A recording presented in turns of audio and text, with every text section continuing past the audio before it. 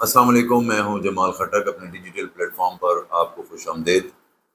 دوستو، آپ نے ضرور کسی جنرل کے ہاتھ میں پکڑی ہوئی سادہ سی ایک چھڑی دیکھی ہوگی، جو نہ کوئی تلوار ہوتی ہے نہ بندوق ہوتی ہے، لیکن پھر بھی اس میں ایک ایسا روب کہ سامنے والا پل بھر میں خاموش ہو جائے۔ ایک ایسی چھڑی جو ایک جنگل سے نکلی اور بادشاہوں، جنرلز اور تاریخ کے ہاتھوں میں جا پہنچی۔ نہ تو وہ چیختی ہے نہ للکارتی ہے، مگر جب ہاتھ میں آ جائے تو پورا منظر جو ہے وہ بدل جاتا ہے۔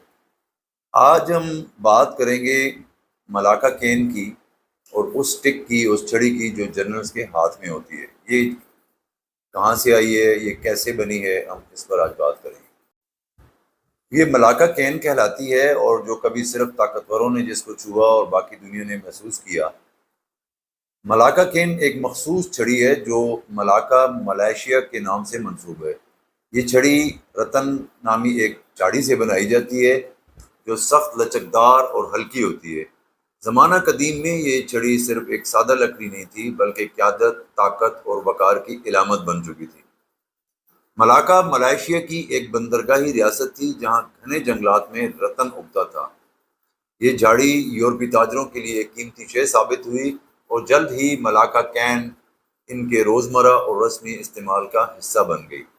پرتگالی، ڈچ اور برطانوی طاقتیں جب 16ویں اور 17ویں صدی میں جنوب مشرقی ایشیا میں داخل ہوئیں تو وہ اس چھڑی کو نہایت اہمیت دینے لگیں۔ برطانوی افسران نے جلد ہی اسے اپنی وردی اور شناخت کا لازمی جز بنا لی۔ جنرلز اور نوآبادی حکام ملاکا کین کو سواگن سٹک کے طور پر استعمال کرتے تھے، اور یہ چھڑی ان کی قیادت، نظم اور خود اعتمادی کی خاموش علامت تھی۔ تلوار کی جگہ میدان سے باہر یہ چھڑی اختیار کی علامت بن جاتی۔ فوجی پریڈز، کورٹ مارشلز اور رسمی تقاریب جیسے چینج آف کمانڈز میں یہ چھڑی ایسے سنبھالی جاتی جیسے خود کہہ رہی ہو، میں صرف حکم نہیں دیتا، میری موجودگی ہی قیادت ہے۔ دوستو، پاکستان اور بھارت جیسے ممالک میں جو برطانوی نوآبادیاتی ورثے کے حامل ہیں، آج بھی اعلیٰ فوجی افسران اس چھڑی کو رسمی تقریبات میں استعمال کرتے ہیں۔ آپ نے ریسنٹلی جنرل عاصم منیر کو جب فیلڈ مارشل کا لقب ملا اور پروموشن ہوئی تو ان کو وہ پیش کی گئی، اور چینج آف کمانڈ کے دوران بھی جنرل عاصم کو ملی تھی۔ تو رتن لکڑی بیسیکلی وزن میں ہلکی ہوتی ہے، ہاتھ میں آسانی سے سنبھالنے کے قابل ہوتی ہے۔ اس کی جو لمبائی ہے وہ تقریباً 36 سے 38 انچ تک ہوتی ہے، اور اس کا جو دستہ، اس کا جو یعنی ہیڈ ہوتا ہے، اس کے اوپر چاندی، ہاتھی کے دانت یا سونے کا لگا دیے جاتے ہیں لوگ۔